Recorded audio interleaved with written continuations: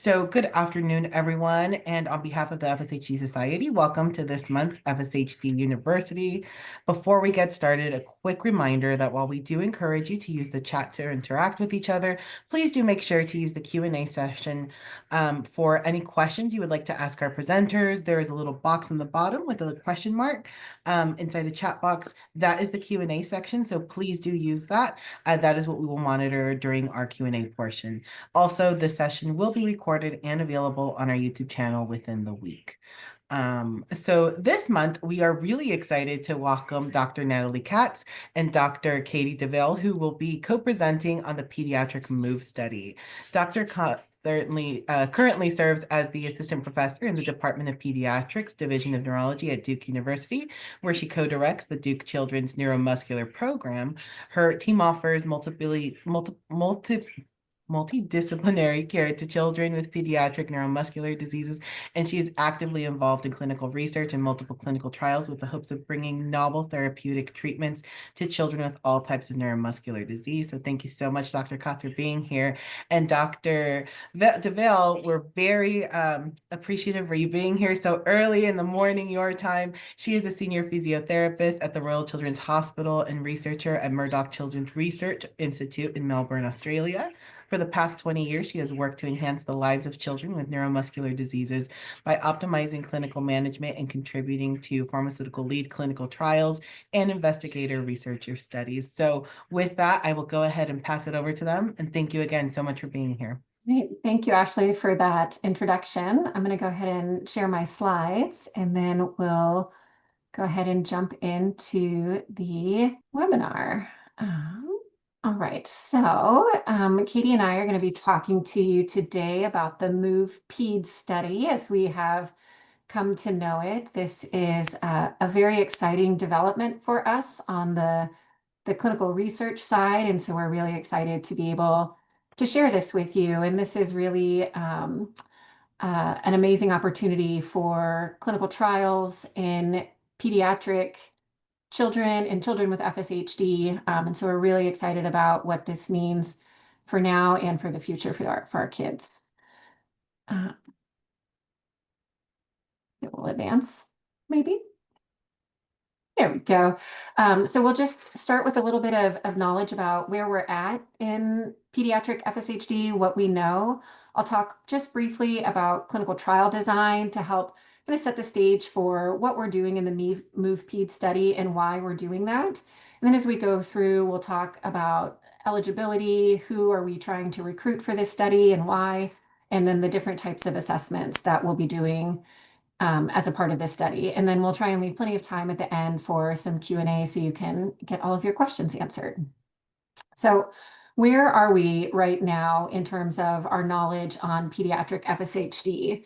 And when you look at the literature, really most of what we know comes from studies that have been done on participants and patients and families who have children with early onset disease. And I won't go too much into the background on FSHD, but the current working definition of early onset is for children who've had facial weakness before age 5 and shoulder weakness before age 10. So really kind of on that severe end of the spectrum, people who start to develop symptoms really early on in life. And those are the ones that have historically been studied in pediatric FSHD. So there's this whole other category of children that we still have a lot to learn about. But what we know is that it seems to correlate with your repeat number. So the smaller numbers of repeats, the more severe the disease phenotype, the earlier you start to develop symptoms. The thought is that you may have a faster disease progression as opposed to somebody who develops symptoms as an adult where they are thought to have a more slowly progressive phenotype or disease progression. And then for those who are on this more severely affected end or have smaller repeat numbers, there's an increased risk or likelihood that you could develop what we call extramuscular manifestations. So things like trouble hearing or trouble with your vision or trouble with your breathing, things that don't primarily affect the skeletal muscles that are often measured. But what we know from these studies is that they don't capture everybody and they don't tell the whole story. A lot of these studies are like a single time point, and so they don't track that data over time.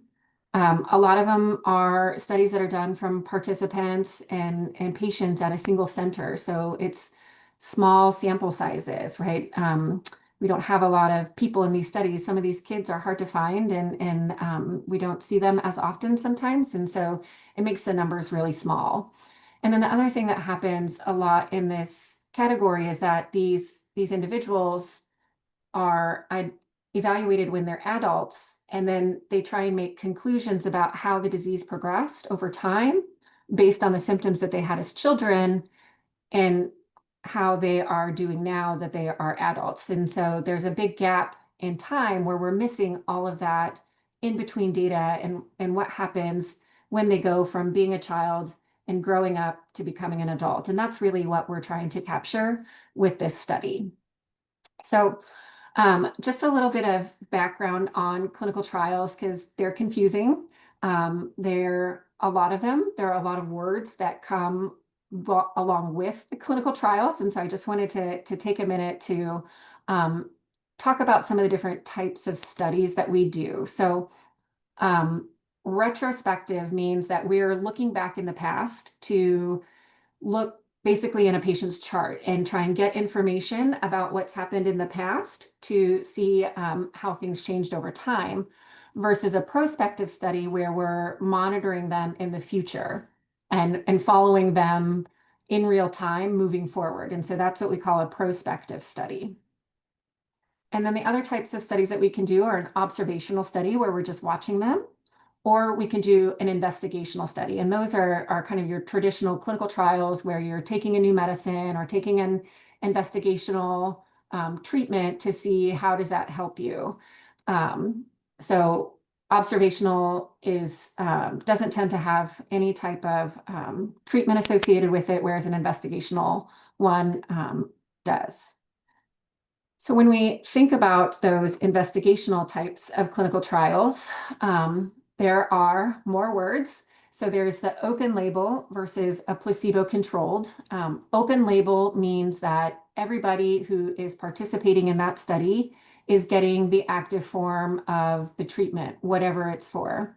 In a placebo-controlled, this is where some of the participants will get the active treatment, but some of the participants will get a placebo or a non-functional version of it so that they can compare between those who got the active treatment and those who didn't to see if there are differences in the outcomes.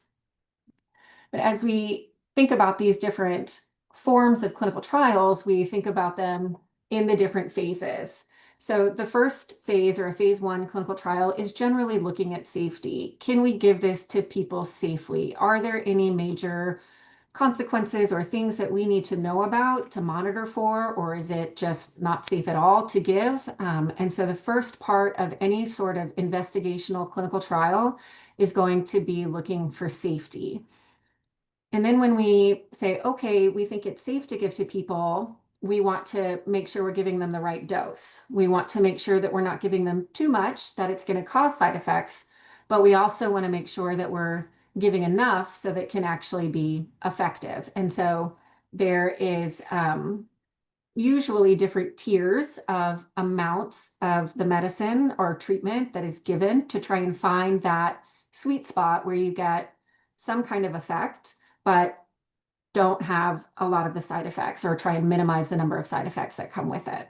So once you get through those first two parts, that's where we go into the phase 3 clinical trial. And that's where they really start to expand and include more people. And these are the ones that are most often talked about when you hear about a clinical trial that's ongoing. Sometimes we'll hear about the phase 1/2s, but really the phase 3s are often where they start to recruit bigger groups of people to say, okay, are we really going to see something here?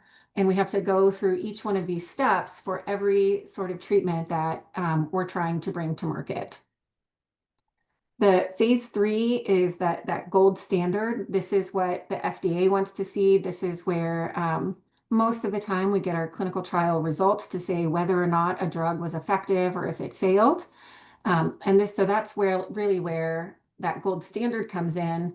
But we also know that in rare conditions like FSHD, where there's just not as many people affected as, people with high blood pressure or um, other types of medical conditions, that it's hard to get to those numbers sometimes to find that difference between treatments. And so times they are a changing for better or worse. But in the rare disease space, we're starting to be able to get treatments to market to patients and families faster, with the caveat that these confirmatory studies will still continue. And so you may hear things like that that kind of blurs the line of where you get an accelerated approval so that you can get the treatment out to the families, but we still need to do the clinical trials to verify that there is truly a benefit to taking that medication.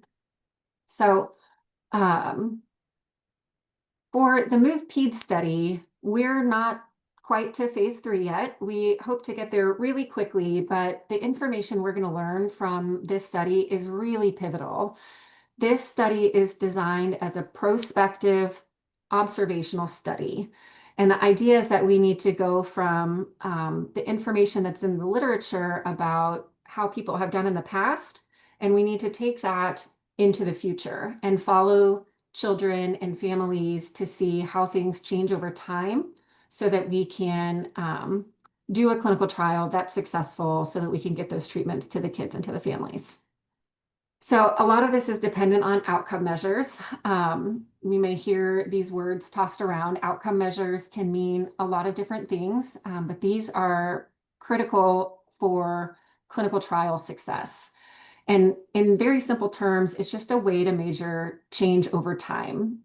It can be a tool, an assessment, an evaluation. For those of you who are patients or have family members or loved ones that participate in these things, these are all the silly things that our physios like Katy make you do when you're in clinic or when you participate in those clinical trials. Measuring your strength of your muscles, measuring how fast you can do different things, how well you can do different tasks. And the idea is that we can look at how well you do with your muscles, performing those different tasks, how fast you can do them. So we call those different functional assessments. We can look at patient-reported assessments. So those are the surveys that, for those of you who have participated in clinical research before, we make you fill out a lot of surveys or ask you to fill out a lot of surveys for us. But that's because the patient experience is really, really important in how they feel like they're doing. How is this changing your quality of life? Is there not only some kind of measurable functional benefit, but is it actually benefiting you as the person who's taking the treatment? And so that information is critically important to saying whether or not a treatment is successful. And then there's also the biomarkers, and this again can mean a variety of different things, but this is why we collect labs. Sometimes we'll take saliva or urine or other types of samples, biological samples, so that we can try and find other ways to measure disease progression or even response to treatment. So if you think about high blood pressure, we measure your blood pressure, we give you a treatment, your blood pressure comes down. In an ideal setting, we'd have something like that for FSHD. We're not quite there yet, but things are happening, and I think we'll probably have something soon. But lots and lots of work happening there, and biomarker can mean a variety of different things. It doesn't necessarily have to be something that comes from the blood. We're looking at imaging and reachable workspace and all kinds of different things. So it's kind of, the lines are getting a little bit blurred, but sometimes you'll hear us talking about all of these different things. And then you'll hear us say sometimes that it has to be validated. And what does that mean? Well, it means that whatever we're doing or whatever we're asking of you, we need to make sure that what we're measuring is truly measuring what we say it is, and that it's able to track that over time. And so we need it to be sensitive, or that it can pick up on some level of detail, level of change over time. So we have to make sure that whatever type of assessment we do is validated in the specific study population and measures exactly what we say it's going to show that there is a benefit when it comes to treatment. And so these are how the success of a clinical trial is measured. A lot of the times it's these functional endpoints, but in something like FSHD, where there's a lot of variability and a lot of different things to consider, other things like the patient-reported outcomes and these biomarkers, the imaging, those sorts of things are also taken into consideration. At least we're hoping to get there, and that we can use this information to say, we are seeing a benefit, the patients are seeing a benefit, and we should start to see some treatments come to market. So as Ashley mentioned, this MOVE Peds study is really a spinoff of the umbrella MOVE FSHD study, which stands for Motor Outcomes to Validate Evaluations, which is a mouthful. So that's why we call it the MOVE Peds study, or the MOVE FSHD study. I'm pro-children, so I always call it MOVE Peds. But this study was started several years ago. I think we're probably in year 4 now, where they were trying to recruit 450 participants and follow them prospectively for 3 years to see how do things change. They use a variety of these different measures. This one includes adults and children. You can have all functional levels. It doesn't matter what your genetic background is. So this was meant to be an all-comers study that we really wanted to understand in FSHD in general, how do things change? And are there certain things that we can identify that tell us how someone is doing that we can follow over time as we start to think about therapeutic development? And then we really wanted to know at a much more granular level, what is going on with the muscles and how does that impact function? And so that's where this MOVE Plus sub-study came in, where they're recruiting 200 participants to get an MRI, an example of which, with the type of information we get from that is shown here in the lower right-hand corner. And then also reachable workspace, which I tell to the kids is like kind of like a Wii, where you follow the computer, you have some wearable sensors on your arms, and the computer can track your movements. And so we can use this to reconstruct a three-dimensional time and space of how you move in doing these assessments. And then the MRI can get a variety of information about your muscle size. It can tell if there are differences between the left and the right size. And it can also look at how much healthy tissue is there versus how much of it has been replaced by fat or fibrosis, kind of that end stage muscle loss. And so we're really learning a lot about at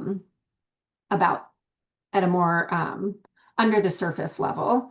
These participants are also able to give an optional muscle biopsy if they're interested, but the caveat is that this was not open to children. And so while we're gaining a lot of information, we felt like there was also an opportunity to learn more and specifically about the children. And so that's really where the MOVE Peds study came in. And we're hoping to recruit 80 participants over 2 years. And there are currently 7 sites in the United States and 1 in Australia. That's where we're at now. Our hope is that we'll be able to expand that in the future, but at least to get things started, this is where we're at for now. And these are just the different sites that are participating. We tried to identify sites kind of across the country in the US who are involved in pediatric research, who are familiar with FSHD and some of the nuances that come with that, and some of these major academic centers that are good sites for doing pediatric studies. Our hope is that we can expand more. As you can see on this map, these are all the sites that participate in our clinical trials research network across the globe. And this isn't even a totally comprehensive list, I don't think, but we're in multiple different countries. We have over 30 different sites, and it really just highlights the worldwide interest in developing therapies for FSHD. But this one is specifically for the children. So just a little bit more detail about the specific inclusion and exclusion criteria to enroll in this study. In order to be enrolled, you have to be genetically confirmed. And this is just a way to make sure that the people that we're enrolling and the children that we're studying are truly affected by FSHD, as opposed to some of the other muscle conditions that can look similar to FSHD, but may not, but don't have the same genetic background. Um, we want people to have some signs or some symptoms of FSHD so that we can identify areas where they're not doing as well and follow that over time to see if it's changing, how is it changing, how fast is it changing, um, to see if we can identify those specific ways and extrapolate that to multiple different people and use that kind of in a broad context. We know that there are not that many sites. We hope that these families will be willing to travel. We do have some travel assistance as a part of the study to help offset with that. Um, have to be willing to comply with study assessments. As I mentioned before, many of our patients and families are very familiar with all of the crazy things that we ask them to do during your clinic visits. So many of the things that we will ask you to do as a part of this study will be familiar, but there will be a couple extra things like the MRI assessments and the reachable workspace assessments. We are not doing muscle biopsies at this time, so don't worry, nobody will be asked to do that. But we do need you to do, we are asking a lot of you, and so hopefully by participating, you'll be willing to do those things for us. We are mostly going to look at children who are still ambulatory, but we know that there is a group of children who are also more affected and not able to ambulate independently. Right now, we're limiting that enrollment to about 10%, but we're working towards being able to enroll more children into this category because we know that this is also an important subgroup, and we want to make sure that we're as inclusive as we can be, because this is one of the best opportunities we're going to have to learn about them, and don't want them to feel like they're being excluded or marginalized just because they're not able to walk independently. This is just a little bit more specific details just so that you have it and that it's available to you. We really want participants who are under 18. So you just have to be under 18 at the date of enrollment. If you turn 18 during the study, that's great. And that's totally okay. But we just want you to qualify for that pediatric category at enrollment. And then we limited the lower age limit to about age 5, just because some of the functional assessments that we're asking you to do may be a little bit trickier or harder to get through for some of our younger kiddos. So that's where we've targeted the age range, but really meant to be as comprehensive as we can be in terms of who we're enrolling, with a little caveat of the ambulatory status. For those who aren't eligible, we tried again to make it as inclusive as we can. So really, we really want anybody and everybody who is willing to do everything that we're asking of you to be a part of this study. And so these exclusion criteria are just really some general language that we use in most studies, but we really want to find a way to include as many people as we can in this study. So that is it for me. I think, Katie, I'll turn it over to you now. Katie's going to walk through some of the different specifics of the Move Peds study and all the things that we're going to ask of you, and then we'll open it up to some questions at the end.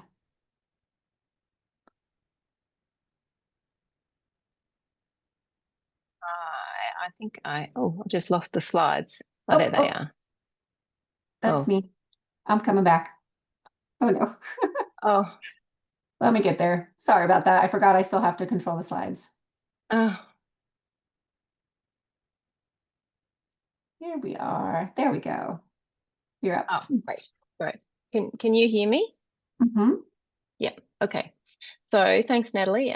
So this is just a basic little diagram of what we're going to look at in our Move Peds study. So just to give you a brief overview, we're initially we'll have a day 1 and a day 2 assessment. So those assessments will occur sort of fairly close together. So we'll be looking at reliability of some of our evaluations during that time. And then the rest of the assessments will occur every sort of 6 months. So 6 months, 12 months, 18 months, and then final assessment would be at the 2-year mark. So you can see that we're going to undertake sort of a medical history, collect some biomarkers, so things like saliva and blood. And Natalie will, undertake a physical examination, or your relevant neurologist who's involved in the study. And then it'll be up to the physios who will be looking at undertaking all those outcome measures that we talked about, looking at function, strength, timed function, respiratory function, and then also that reachable workspace that Natalie mentioned. So all young people will undertake an MRI, and we'll look at collecting some self-reported or patient-reported data as well.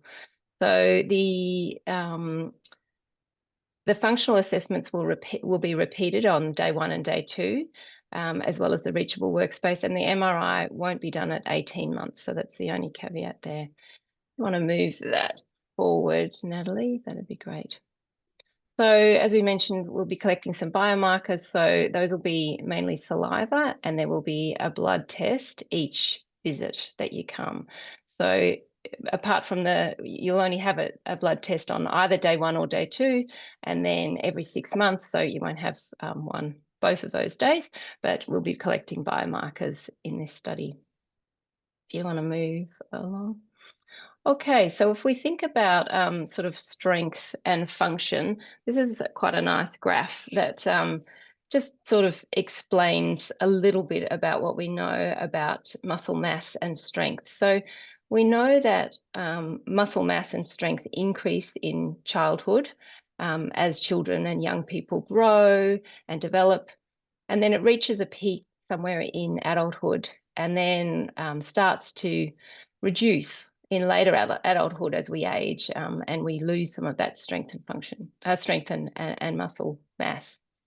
But we also know that individuals with sort of disability don't have the same amount of muscle mass and potentially not the same amount of strength, and that this will likely affect their functioning in various ways.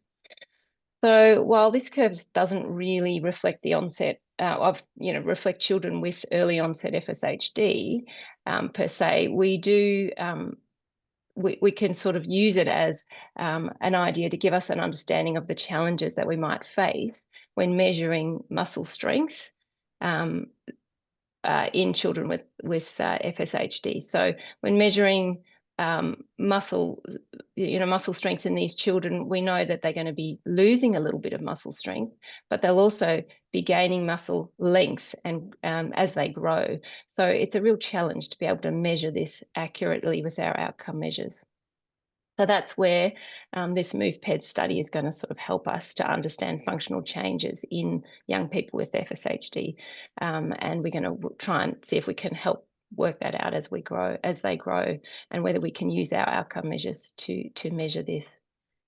So as Natalie mentioned, it's really important before we start clinical trials that we can validate outcome measures. So we want to know that those measures are suitable for the population that they're being used in. So in this case, children with FSHD, we want to know that they are reliable, that they are repeatable, and that they are really measuring what we think they're measuring, and that they're able to pick up change in this group. So as part of this study, one of our primary aims was to validate clinical outcome measures. So we wanted to try and answer some of these questions. And one of the outcome measures in particular is the FSHD COM. So in Australia, we've actually already undertaken a very similar study to the MOVE study as a bit of a pilot. So we've used the FSHD COM, which is a measure of function, and it has 18 items in that outcome measure, and we look at arm function, leg function, trunk function, hand strength and balance. And we've looked at that across a small group of young people, and it seems to be able to pick up some change over time. But in a larger group, we want to determine the validity of the FSHD-COM as a potential for use in clinical trials. We really want to establish its retest reliability in a multi-site environment. So it's only being tested at a single site with a single evaluator. We really want to know whether it's reliable at multiple sites with multiple evaluators that in that situation. So we want to evaluate any associations with other disease measures. So if we measure disease severity with another scale, does it actually also, if we see the disease or the severity increase, do we also see the functional deficits increase as well? So we need to know that they're actually working, measuring what we think they're going to be measuring.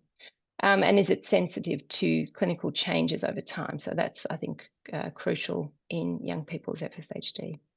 Thanks, Natalie. Do you want to move along? So the next measure, as Natalie mentioned, is looking at reachable workspace. So the reachable workspace really, it creates an AI skeleton using a 3D camera system of the young people moving their arms. So it really looks to measure volume of reachability in 5 different quadrants, and you can see there are 2 quadrants above the shoulders, so quadrants 1 and 3, and then 2 quadrants sort of at below the shoulders at the sort of trunk and hip level, and then the 5th quadrant is behind the body. So we asked the children to undertake some standardized movements, moving above their head and across their body, and we are able to measure what that volume is. So you can see there's 2 little graphs there, a baseline measure, and you can see the little colors and how that's changed at 1 year, where you can see that there's not as much reachability above that shoulder level in the little skeleton there. So we want to know how this relates to upper limb function, and it's a bit tricky. So we have to get the kids to really listen during that and follow the instructions fairly carefully, and we don't allow them to use tricky compensations that we know these young people can use to be able to achieve tasks. We move on to the next slide, thanks. So we'll use some other measures. So things like another measure that's used in a different muscular dystrophy that's sort of similar to FSHD, called limb girdle muscular dystrophy. So we're going to use the North Star assessment to really understand whether that's an appropriate measure to be used in this group. We'll also be looking in more detail at upper limb evaluation. So we'll use the performance of the upper limb measure, which has been used more in the Duchenne muscular dystrophy population, but this will also be a helpful measure in our non-ambulant group.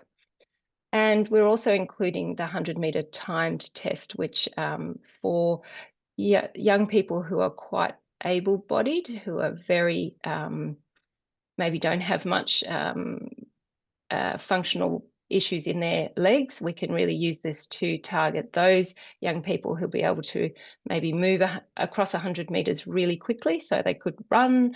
So we can sort of see whether that's if that changes over time. But it's also quite helpful for young people who are maybe transitioning off their feet, and the thought of doing a 6-minute walk test is really quite scary. So a 100-meter time test might actually be a better option. So we're looking at that in this study as well. We're going to evaluate muscle strength. So we'll use a quantitative measure, which is trying to sort of say it's a bit more of an accurate measure of measuring muscle strength rather than just more subjective measures that maybe we do in clinic, which is more, oh, it's a grade 5, you can lift your arm up. Oh, it's not quite, you can't quite lift your arm up, we'll give you a grade 3. This is really looking at getting a bit more of a more accurate number. So we use what we call as a little robot, but it's actually a handheld myometer that we'll place against the limb, so either the leg or the arm or the ankle, and we'll get the kids to push against it, and it gives us a number which equates to measure in kilograms of how strongly they're able to push against that little handheld myometer. So we'll be looking at some muscles around the ankle, around the shoulder, around the elbow and the knee to evaluate muscle strength in that way. And then we can track that over time. So we'll also look at trying to evaluate clinical severity. So as Natalie mentioned, we'll be looking at genetic information. So trying to look at more detail in genetic information to see whether that might be able to categorize disease severity for us. But we'll also look at severity scales. So the FSHD clinical score and the clinical severity scale, which are two different severity measures.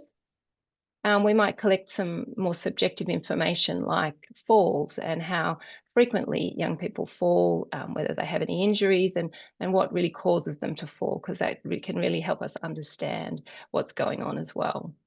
But we'll also look at how the children in the study are functioning, and we'll use a functional mobility scale. So this is not how they can function at their best, but it's really how they're functioning typically in their everyday life. So how they would usually traverse 5 meters, which might be inside your house, how they would get around 50 meters, which might reflect how they get around at school, in the school corridors or outside, and how they get around a 500-meter stretch, which might be community ambulation, going out to the shops, going out with their friends, and what sort of challenges they have in that sense. So that's trying to categorize that.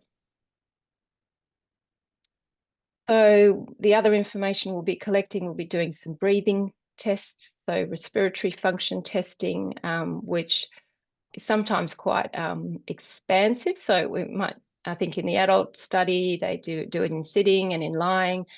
We've tried to pare that back, and we're just going to collect that in a sitting position. So just trying to do best effort of really breathing out hard to try and understand what's happening in the lungs of children and how that might change over time. And then, as Natalie also mentioned, there'll be some self-reported information. So patient-reported questionnaires, some of them might be parent-reported, but a large proportion will be asking the children and young people what's happening. So we will ask questions about pain, about fatigue, about quality of life or the burden of FSHD and how that affects them.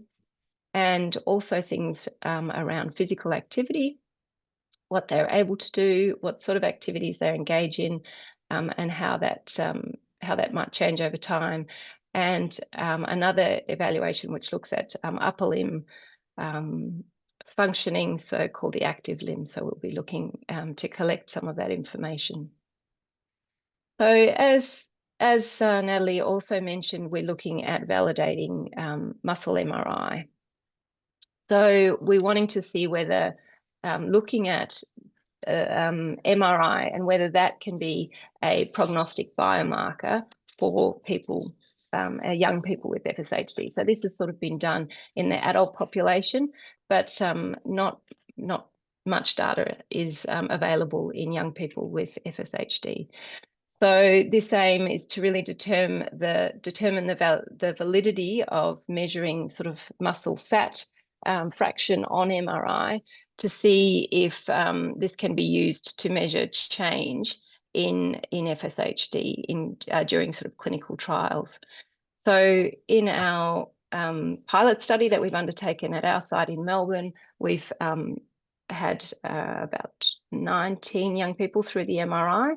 So we're following a similar protocol where in the Move Peds study, we're doing whole body muscle imaging, and we really wanted to observe change in muscle over time.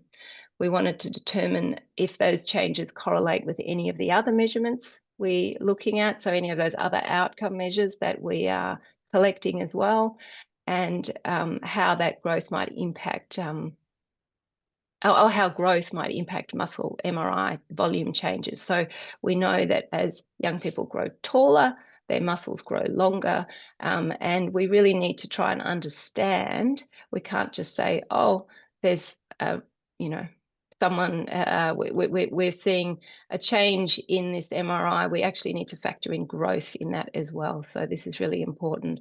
We have, in our small study in Melbourne, we did show that the FSHD correlated quite nicely with the change in fatty muscle infiltrates on MRI. So we really need to investigate this further and determine if there are any other factors that might be contributing to this as well.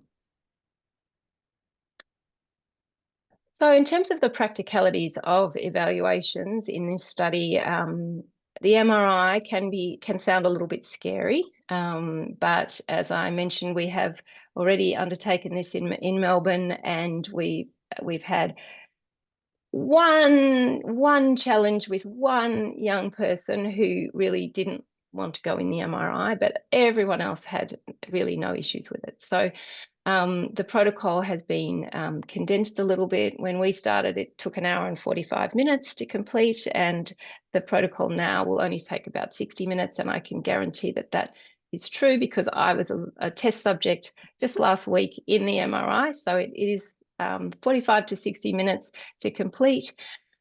It's performed when you're awake, so you do need to, so there's no sedation or any sort of issues with that. You just need to remain still. The children will have some headphones on to block out the noise because it is quite noisy. But depending on the site that you go to, you'll be able to listen to music or watch a movie. So it's not as sort of scary as all of that, as sort of it might seem initially. The important thing is that no metal is allowed in the scanner. So thinking about what you might wear on the day is also important, but you can always get changed out of any clothing that might have a little bit of metal on, but that's just something to think about. So in terms of functional assessments, there is quite a lot. So we've sort of described a few of them, and it might take 2 to 3 hours to complete some of those functional assessments. So that's important to sort of be fueled and ready to go. We also will ask that the tests, besides the 6-minute walk test and the 100-meter time test, we're going to perform those tests in bare feet. So we won't be able to use braces or AFOs in some of those tests. But for the 6-minute walk test and the 100-meter time test, we ask that people wear supportive shoes and try and bring those same shoes each time you come. It's really helpful. So there'll be time to rest if you need, but we will be going through the FSHD Peds, the North Star, the time tests, and the performance of the upper limb. This is just a slide just to show you that there are some resources for anyone who needs to be prepared for an MRI. So we will have some resources. Every site will have different ones. These are just some that we have at our site, but we want to set the kids up for success. We don't want to have this be a scary thing. So we do have some resources to get prepared, particularly for younger children going into the MRI machine. And then the reachable workspace. So I think you can see here, we ask the kids to sit on a little chair and they'll be looking at a screen. And it takes about 10 to 15 minutes, depending on how well you can listen and follow the procedures. But it does require that the kids really listen. The evaluators will really explain the procedures really well. They'll get to watch a video and get the procedure demonstrated to them. But they do have to try and follow the instructions quite closely. Now, we have done this also in some young kids, and we have had quite good success. So it's certainly something that we're really going to try and collect in every young person who's enrolled in the study. So Natalie also mentioned that there is some support to travel to site. So there will be some financial support for travel to encourage or to support you to be enrolled and to really be able to come to all the assessments. So in our study, we also had some support for travel, and that was really critical to maintain the families to continue coming through the length of the study, which was also 2 years. So I guess to finish up, if you're interested, we're really wanting you to get in contact with Michaela Walker or Leanne Lewis if you're USA based, and get in contact with me if you are in Australia. And we are, really happy to hear from anyone who just maybe wants some more information or are really interested in being involved.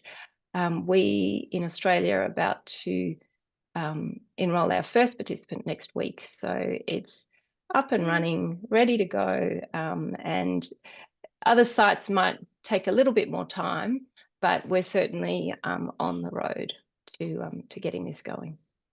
So thank you. Oh, so we have a number of research partners that are involved in this study, and certainly Natalie and I are not the only ones to decide on this study design. It has been a team approach and led majorly by Dr. Jeff Statland and Michaela Walker, who's been coordinating all of us and dragging us along and making sure we attend lots of meetings. But everyone else on that team has been really critical to getting this Move Peds study up and running. And these are just a few of our research partners. I'm sure I've left someone out, so I'm really sorry if I have, but we just want to thank everybody else who's also involved in this study. Wonderful. Thank you so much. That was a terrific presentation. I think gives everybody a really good idea of, I hope my sound's on. Yes, it is. Of what the study involves. And I wish you all the best of luck of getting people recruited into the study. I know that's a tall order, big challenge because it is rare and the families are few and far apart. I had a quick question. You mentioned there's assistance for travel. And if you can remind me, how many visits are needed and how much assistance is available per trip? So well, the day 1 and day 2 would probably happen ideally back to back. So that would be one trip. And then it's every 6 months after that. So 6, 12, 18, and 24 months. So 5 visits in total.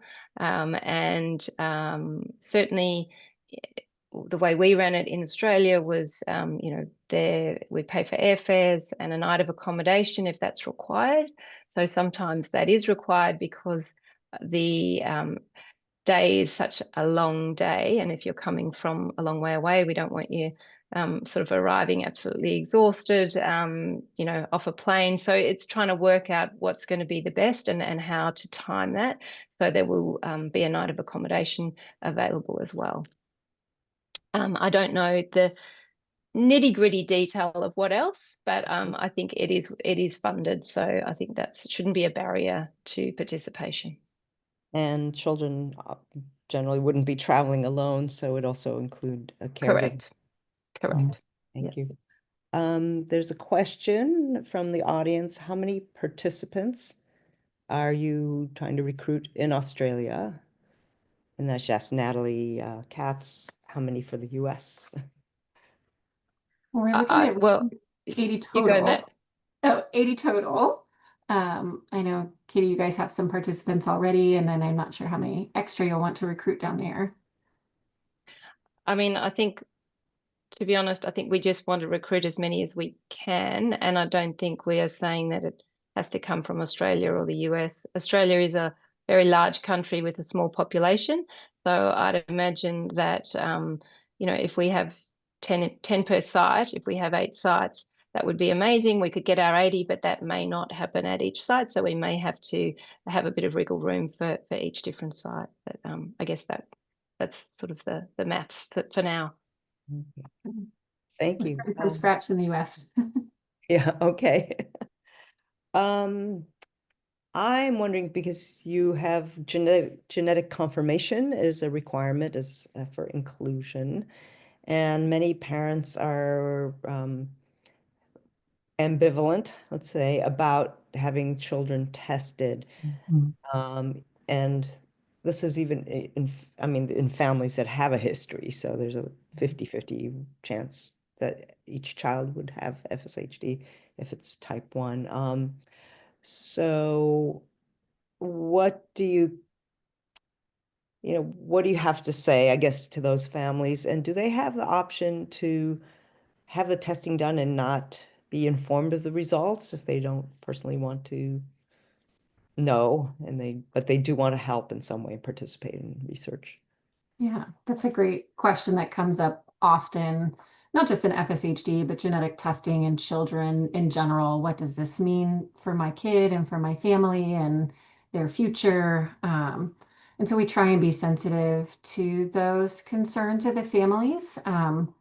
There are a lot of really great reasons to be tested, but there can also be some things to consider against it, at least in the United States, and I'll let Katy weigh in if it's different in Australia, but in the United States, there are protections and laws in place to protect people from being discriminated against in whatever sense that might look like, because of a genetic diagnosis. So your employer cannot fire you. You cannot not be considered for a position just because of your genetic background. They can't use that information in your hiring or like reasons for hiring. They cannot use that to withhold medical insurance. So it cannot be a barrier to medical insurance. There are sometimes some caveats when it comes to life insurance policies and some of those extra policies that some families elect to obtain. But in terms of employment, education, medical insurance coverage, some of those basic needs and rights, the genetic test cannot be used against you in those. And so having that genetic information shouldn't change your access when it comes to those sorts of scenarios. There are options in general for people not to get the results of their genetic information. For the purposes of this study, we want to make sure that everybody has FSHD so that we're using time and resources, both for the patients and for our study team, on the right people. So we want everybody to be genetically tested to confirm that. In some other studies, we have used a relative's genetic information as a surrogate, but I think in this case, this is probably one of the best opportunities we're going to have to learn about the children and how the genetics plays into what we're seeing and how the FSHD manifests and changes. And so we're really hoping that by virtue of participating, that everybody will be willing to undergo genetic testing. But we certainly try and be sensitive to the concerns of the family.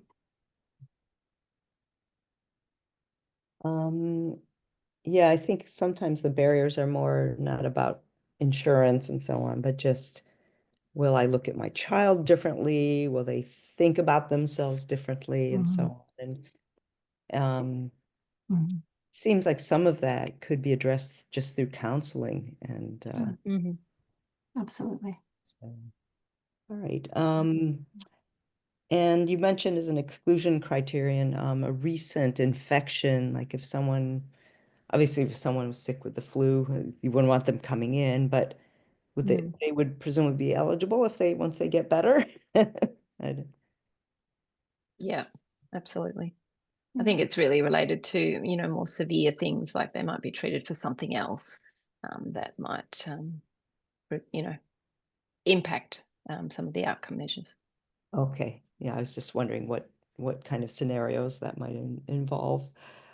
And are there other things that you have noticed have been maybe barriers to recruitment, things that families are concerned about? And what are some of those? I mean, you've addressed them in your talk, like anxiety about going into an MRI and so on, but are there other things that, I guess now's your address them? We have really had a good experience in Australia. So as I say, we've sort of run a pilot almost identical to this. and that's lasted for 2 years. And we really have not had anyone drop out of the study. No, I lie. We had one drop out who just found everything just too hard. But the fact that we have travel support, that we really were able to support families to attend, to come to site, because we did have people from all around the country. That was a really, really positive. And I think many families felt that it was a really positive experience to come to see someone that they could talk with for a lengthy period of time. So often clinic is very quick, you're in and out, there's so much information, there's you can't take it all in. So actually coming to this study where you're not getting any sort of medicine that's going to make you feel unwell or you're worried about or whatever, it's actually just a bit like a clinic visit, but it goes for a longer period of time, and you can actually have a bit more time with the clinicians that know a little bit about FSHD, and so it can be beneficial in that way. I know it is time away from school and from work for parents, but we actually didn't have any of that as a barrier. And as I said, there was just one young person who really didn't want to go in the MRI and didn't like it, and we used all of our tricks to address that. And the final visit went in for a short time, but only let her legs be scanned. So there, that can be a barrier, but I think you can set them up for success with a lot of preparation, and that doesn't have to preclude people being involved. And even the blood tests, we actually had collected blood from everyone in our study, so that wasn't a barrier either. So yeah, I think they can be addressed. They can be a little bit scary, but I think with a bit of work and clever clinicians and people who've got resources, we can sort of get over some of those barriers. Are there any tips that you've picked up from the families or from your own observations to make the visit a fun adventure or make it a positive experience by proper planning? Yeah, definitely proper planning. So really trying to figure out when they're going to arrive. So not rushing everything. So giving them time to make sure that they don't feel like it's such a big burden, particularly physically, on them. So that's really important in terms of the timing of the visit and the timing of some of the assessments. So usually, the way we run it, we get the blood test out of the way, because even if people are willing to do it, it's still an anxiety provoking event. So we just do that first, get it out of the way, and then everyone can relax. And the rest of it is really not that scary. And I've heard from adults too that they turn it into a special day, like they pack their favorite indulgent treats and games and books, because there can be a bit of waiting involved, but yeah, iPad time. Okay, well, that's really great. I think we're out of time, so Ashley, come back and you can usher us out. Yes, thank you so much, Dr. Katz and Dr. Valle. We really appreciated this presentation. And I think that our audience definitely got some valuable information, so thank you for that. With that in mind, I would like to thank everyone else for joining us today. Again, special thank you to our presenters. And I do want to remind everyone that we do have a number of activities coming up within the next month or so. So I encourage you all to please look at our events calendar. Notably, we would like to invite you to a special webinar that we will be having on Wednesday, May 28th, to hear Dr. Jeffrey Statlin's presentation on the results of the first ever phase 3 clinical trial for FSHD, the Fulcrum Reach study. Although the drug losmapimod did not improve symptoms, the trial still provided valuable insights to guide future research. And so we encourage everyone to come and join us to really learn what that means for the future of FSHD treatments and clinical trials. And also our next FSHD University, Breathing with FSHD, will be on Thursday, June 26th at 5 p.m. Eastern. Please note this is not our usual time because we are trying to accommodate Dr. Bendit's clinic schedule. Thank you again, everyone, for joining us. I encourage you to look at our other events, such as chapter meetings, gathering place hours, and select in-person events, and we will see you next month.